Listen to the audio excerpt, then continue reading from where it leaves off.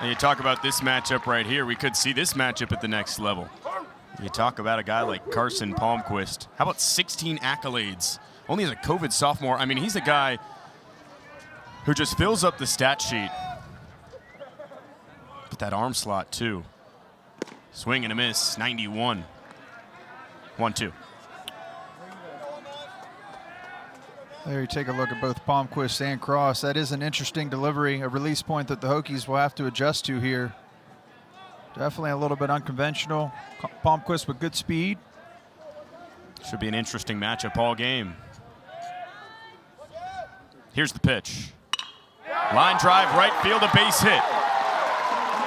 They're going to hold Biddison at third. Hokies threatening in the first. First and third, nobody out. Well, not taking anything away from Biddison, the leader, or Cross there in the 2 spot, but neither ball hit very hard. The good news for Virginia Tech, they were hit well enough to get out of the infield and drop down in front of the outfield, putting runners at the corners here, nobody out, and that part of the lineup that we were touching on. Hurley able to step into the on-deck circle, pushes Tanner Schobel, the shortstop, into the batter's box, and Hokies trying to strike first here in game 1. And here's a hot hitter for Virginia Tech, Tanner Schobel. 5 of his last 13, last 3 games. 3 homers in the span, a 15-game on-base streak.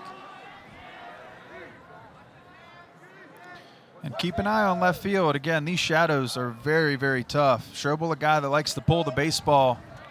You got a really tough shadow for the first 20 yards on that left side. See Schobel trying to turn on one there. Take a look at the whole outfield there. Not too bad straight up. Right field obviously in good shape, but that left side, something to keep an eye on. We saw Hurley shading. I mean, that is harder than it looks, even with sunglasses, the sun right in your eyes.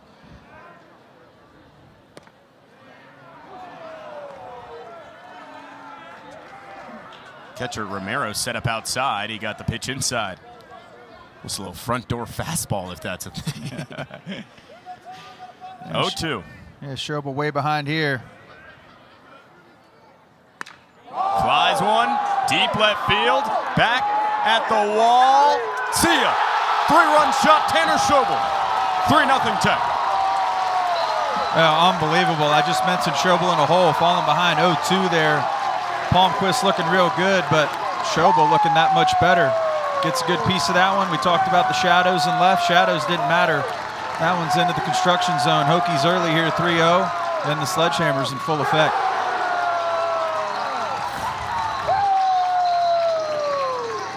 Take a look at it. Ball's just elevated. Just pitch that Palmquist would like to have back. Too much plate, too much elevation, way ahead, 0-2, and Schobel makes him pay.